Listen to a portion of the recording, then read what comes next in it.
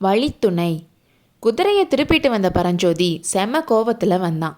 இன்னொரு குதிரையில் வந்தவனோட நெஞ்சில் பாய்ச்சறதுக்காக கையில் வேலை வீசுறதுக்கு தூக்கி பிடிச்சிட்டு வந்தான் பரஞ்சோதி.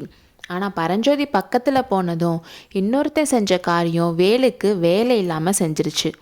ஆஜானுபாகுவான முகத்தில் பெரிய மீசையோட தலையில் முண்டாசோடு இருந்த அந்த மனுஷன் பரஞ்சோதியை பார்த்ததும் ஐயோ பிசாசு பிசாசுன்னு குதிரை மேலே இருந்து கீழே விழுந்துட்டான்.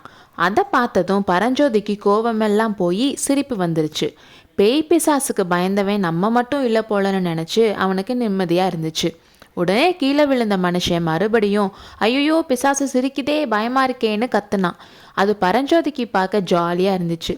அதை இன்னும் கொஞ்சம் நேரம் என்ஜாய் பண்ணலான்னு நினச்சி அவனோட வேலை வச்சு கீழே இருந்தவனோட கையில் லேசாக குத்தி பிசாசு பேசுகிற மாதிரி அடே உன்னை விடமாட்டேன் விழுங்கிடுவேன் மிமிக்ரி பண்ணான். அடுத்த செகண்ட் அவன் எதிர்பார்க்காத ஒன்று நடந்துச்சு. அவனுக்கு என்ன நடக்குதுன்னு புரியறதுக்குள்ள அவன் கீழே விழுந்து கிடந்தான். அவனோட நெஞ்சு மேலே ஏதோ ஒரு பெரிய மலையை வச்ச மாதிரி இருந்துச்சு. அப்புறம் ஒரு பெரிய பூதம் ஹஹான்னு பயங்கரமாக சிரிச்சுக்கிட்டு அவனோட தோலை பிடிச்சி ஆட்டுச்சு. அவன் கொஞ்சம் நிதானிச்சு என்ன நடந்துச்சுன்னு யோசிச்சு பார்த்தப்போதான் என்ன நடந்துச்சுன்னு அவனுக்கே புரிஞ்சிச்சு.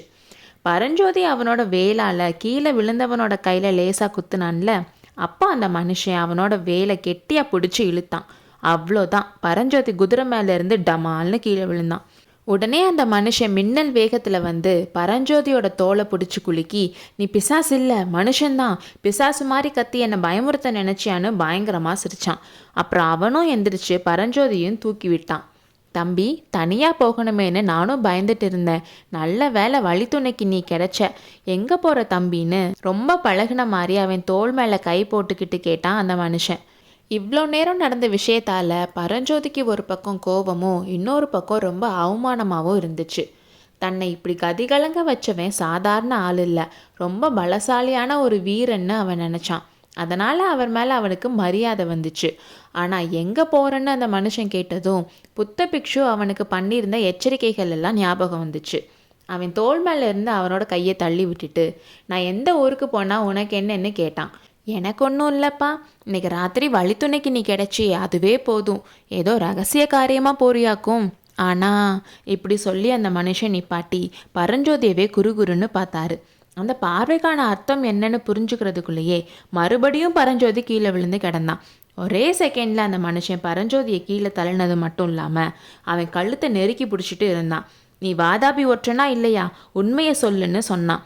பரஞ்சோதிக்கு கோபத்துலேயும் அவமானத்துலேயும் கண்ணில் கண்ணீர் வர மாதிரி இருந்துச்சு. நீ உண்மையான வீரனாக இருந்தா என்னோட நேருக்கு நேர் நின்று வாளோ வேலோ எடுத்து சண்டை போடுன்னு சொன்னான். உன்னோட நான் எதுக்கு சண்டை போடணும் தம்பி, நீ வாதாபி ஒற்றனா இருந்தா இப்படியே உன்னை யமலோகம் அனுப்பிடுவேன். நீ ஒற்றனா இல்லாதப்ப நான் எதுக்கு சண்டை போடணும், நம்ம 2 பேரும் நண்பர்களாக இருக்கலாம். நீ ஒற்றன் இல்லைன்னு மட்டும் நிரூபிச்சிரு.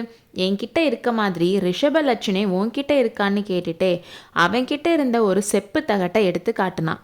பல்லவ சாம்ராஜ்யத்தில் பிரயாண அனுமதி வாங்கின ராஜ தூதர்களுக்கு கொடுக்குற ரிஷப முத்திரை பதிச்ச தகடு அது.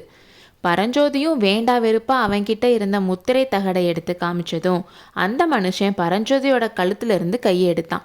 அவனையும் தூக்கி விட்டுட்டு அவனை கட்டி பிடிச்சிக்கிட்டு என்னை மன்னிச்சிரு தம்பி, உன்னோட கலையான முகமே சொல்லுது நீ பகைவனோட ஒற்றனா இருக்க முடியாதுன்னு. ஆனாலும் இந்த யுத்த காலத்துல யாரையும் நம்ப முடியாதுல்ல, குதிரையில ஏறிக்கோ, நம்ம பேசிட்டே போலாம்னு அவன் சொல்லிட்டு அவன் குதிரையில போய் ஏறிக்கிட்டான்.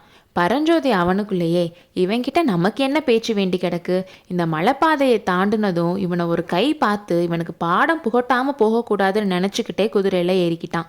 சூரியன் அஸ்தமிச்சு இருள் சூழ ஆரம்பித்த முன்னிரவு நேரத்தில் வானத்தில் மின்ன தொடங்கியிருந்த நட்சத்திரங்களோட லேசான வெளிச்சத்தில் 2 குதிரைகளும் சேர்ந்தாற்போல் போகத் தொடங்கின. அடுத்த அத்தியாயத்தில் சந்திப்போம்.